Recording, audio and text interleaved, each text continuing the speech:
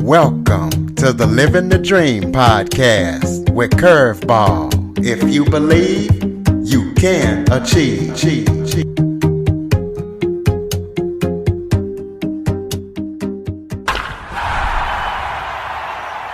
Welcome to the Living the Dream with Curveball podcast, a show where I teach, motivate, and inspire by interviewing special guests like the one that I have coming up today. She is a singer, country singer, artist, and songwriter, Lady Redneck. Lady Redneck played in her family band when she was young. The name of the band was Dusty Boots. It performed all over the Northwest and sold 40,000 CDs in their career. Lady Redneck just released a single in June called I Dented Your Truck. So we're going to be talking to her about her life and how she got into music and anything else she wants to talk about. Lady Redneck, thank you so much for joining me today. My pleasure. It's so great to be here. Why don't you start off by telling everybody a little bit about yourself? I would love to do that. Yes, I grew up in Idaho in a really small town and grew up playing music. It's always been a part of who I am. I love all kinds of music. I love every genre of music. And I think when you really love music, then it's just easy to do. So I live in Texas now.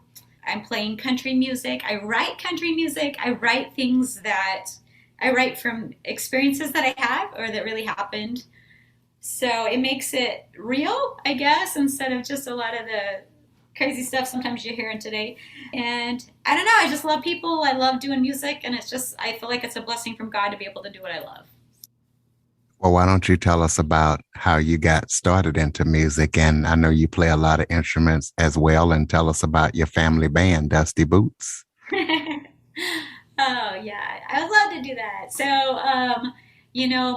My parents both were always in bands when I was growing up. So when I was young, I remember always having a babysitter. They were always playing at gigs and stuff. And then as soon as I was 6, I started taking piano and guitar.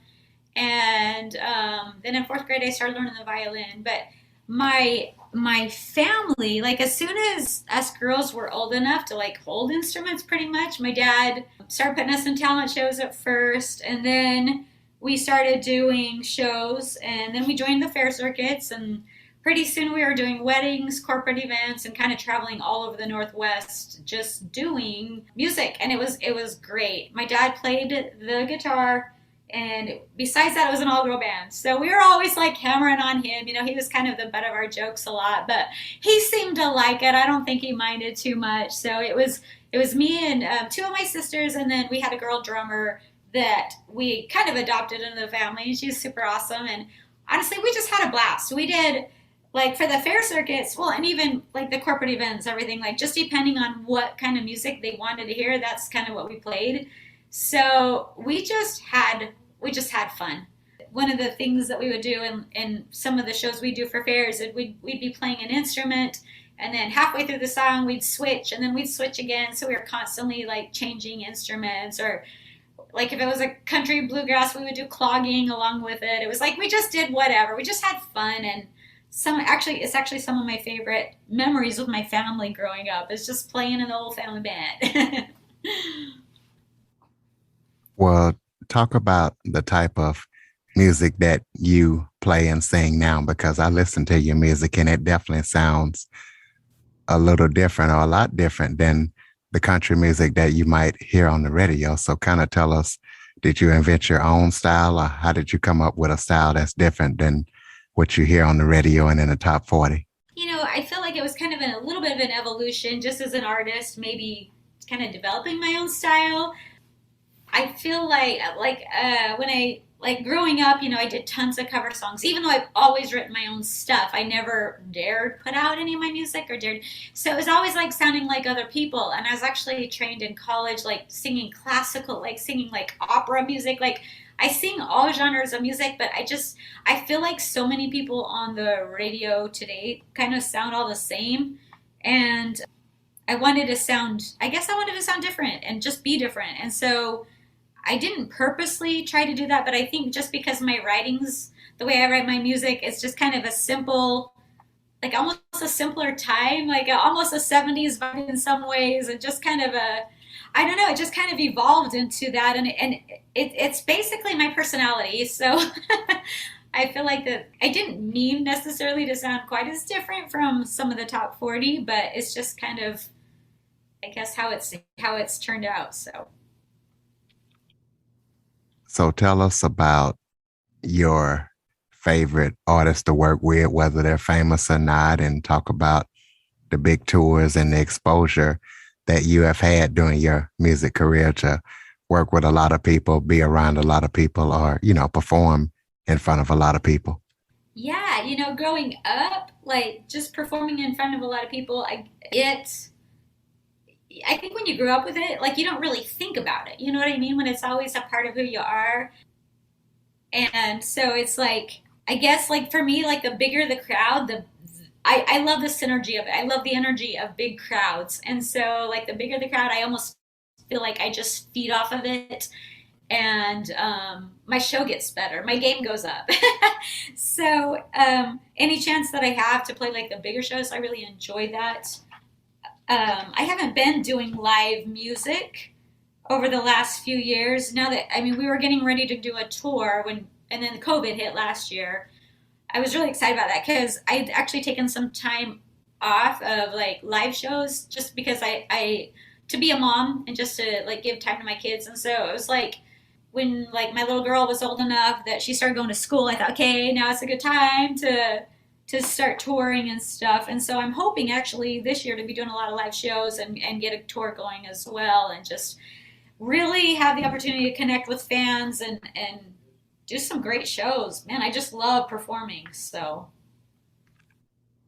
So do you play with a band, or do you sing with music, or how do you do your thing? so it's really interesting you're asking that. So growing up, I always played with band, and if it wasn't a family band, like in college, I was in an alternative rock band. I was a bass player. I played in another band. It was like an all-girl band again. So like I've always kind of done the band thing.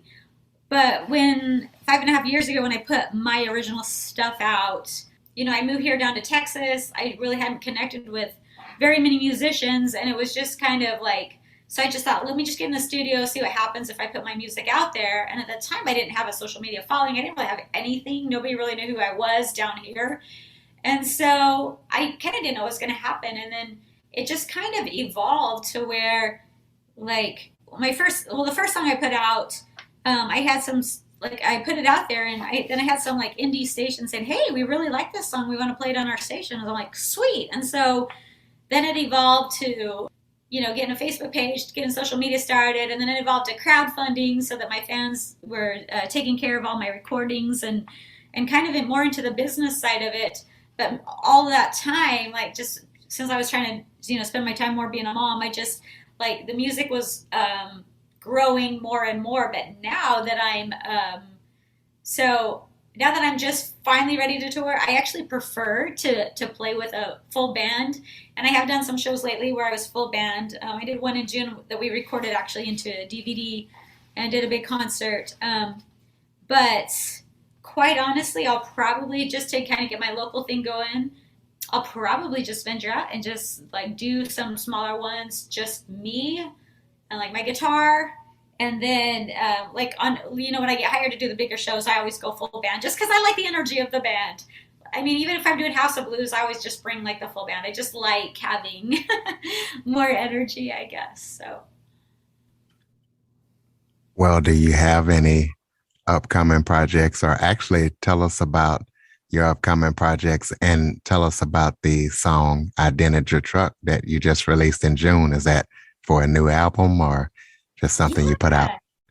yeah. Yeah. So, the system that I do is like, okay, so first of all, I've had some labels contact me, but I haven't, like, the deal hasn't kind of been sweet enough. And part of it too is like, I don't want to change.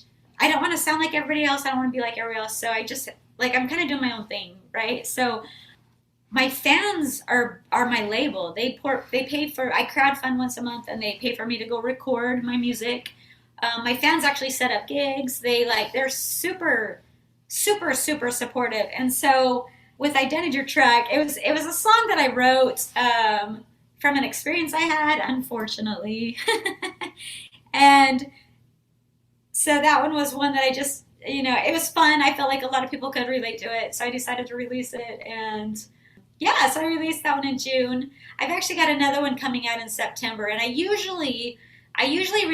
try to release one closer to every month. Or, I mean, I've been off for this last year a little bit, just I've had a lot of different projects going on. But that one was just doing so well, like that I decided to put a little more PR on it and promote it a little bit more and just kind of see how it did, which kind of surprised me. I don't know that I feel like it's my best song by any means, but it's just one that people can smile at and like think, oh, that's cute, that's fun. You know what I mean? So anytime I can put a smile on somebody's face, I like that as well. Well, talk about the concept of Identity Truck and tell us why you decided to write it. I know you said it was because of a situation. So if you don't mind, just tell us the concept behind it. Yeah, so oh gosh, this is actually humiliating. But okay, so I drive a truck, and I was at Chick-fil-A, and like the Chick-fil-A that's by our house, literally is the most efficient Chick-fil-A in the whole world. You know how they've got it down to science, and so. I was in like the far left lane, and they're like, "Oh, you have to go behind the right truck over in the third lane over, or whatever." And I went to pull over, and I didn't know that there's a pole right there. And so as I was turning right to join into the other two lanes, like literally I hear this squeak, and there's like a million people around me. I was so mortified. But basically, and that was about 4 months ago that I did that, and it just brought back all the feelings of when I actually dented, like right after my husband and I got married, I totally dented his truck. And I felt so bad. And so it kind of brought back all those feelings of just how traumatic that was for me and how bad I felt and how I just wanted to make it up to him. And so that's the song literally came just from feelings that I had from denting my husband's truck. Well, that's So that's interesting. my favorite. Yeah, so it's as bad as real as can be, exactly. So Well, give us some contact information. How can we connect with Lady Redneck? I know you have a pretty big Facebook following, but tell us all the links that you're on and your website and yeah, anything else. I would love to. So on Instagram, I'm at Lady Redneck Music. And beware of fake people on Instagram, especially. I'm not gonna send you like messages with like tons of hearts and stuff. Just it's crazy how Instagram does that, right? Like all these crazy people. I'm also on Twitter, and it's Lady Rednecky. I've got a few videos on YouTube, and I'm getting ready to kind of work a little bit harder on that. I've actually hired a company to get some music videos done. And then I'm on TikTok. I haven't done a ton there yet, but I'm really digging TikTok. My problem is if I get on there, it's like hard to get off because I get so addicted to those clips. Um, but yeah, so yeah, I'm on all the social media, and then my website, you can just go to ladyredneck.org and sign up to be on my email list. And I do send out regular emails, and I'll give away free music. I'll give, like, I tell stories. It's like totally not spammy. I'll tell things about my life if you care to know.